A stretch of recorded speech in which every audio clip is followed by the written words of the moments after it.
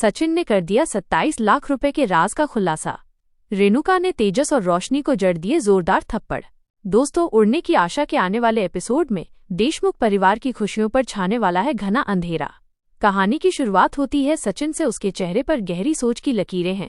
हाथ में कुछ प्रॉपर्टी पेपर्स थामे वो बुदबुदाता है, इतनी बड़ी डील आधे दाम में, कुछ तो गड़बड़ जरूर है।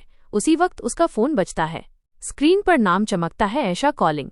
वो मुस्कुराता है, अरे ये तो इंडिया आ गई। फोन पर ऐशा की आवाज आती है, सचिन मैं इंडिया पहुंच गई हूँ, जल्दी एयरपोर्ट आओ, मुझे रिसीव कर लो।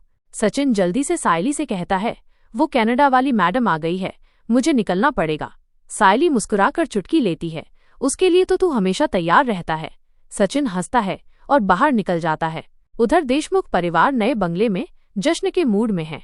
हर तरफ लाइट्स, मिठाइयों की खुशबू और हंसी की गूंज है। रोशनी तेजस से कहती है, बाबू आखिर हमारा सपना पूरा हो गया।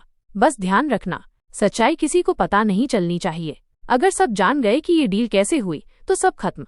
तेजस उसका हाथ थामकर कहता है, डोंट वरी रोशी, मेरे रहते कोई कुछ नहीं जान पाएगा। दूसरी तरफ सचिन एयरपोर्ट पर ऐशा से मिलता है, एक कॉन्फिडेंट, स्टाइलिश और स्ट्रांग वुमन। रास्ते में ऐशा नोटिस करती है कि सचिन किसी बात को लेकर परेशान है। वो पूछती है, you okay Sachin, you look disturbed. Sachin धीरे से जवाब देता है, बस एक प्रॉपर्टी डील है, समझ नहीं आ रहा इसमें कुछ गड़बड़ तो नहीं। ऐशा कहती है, tell me what sort of deal.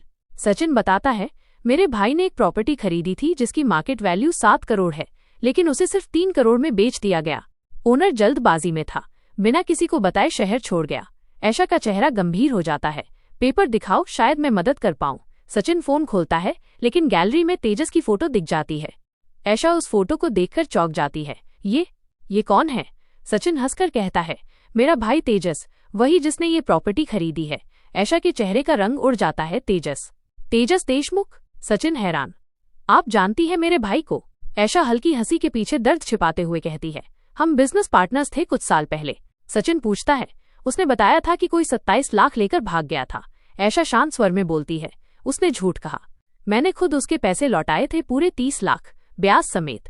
Sachin सन्न रह जाता है, मतलब तेजस और रोशनी ने सबको धोखा दिया। वो फौरन कहता है, मुझे माँ को सच्चाई बतानी होगी।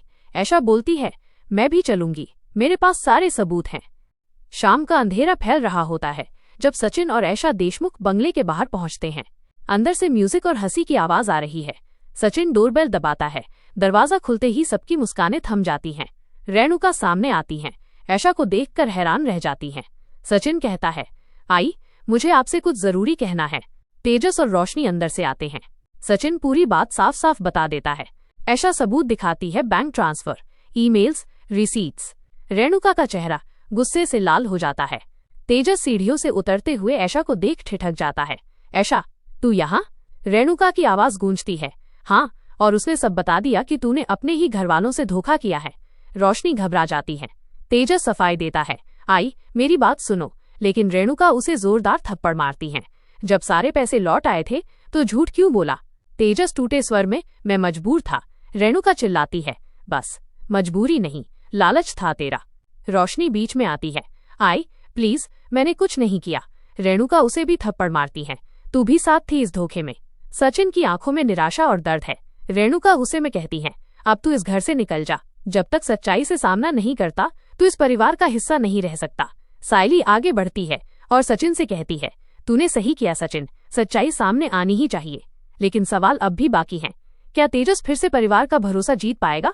क्या रोशनी उसकी सच्चाई के साथ खड़ी रहेगी?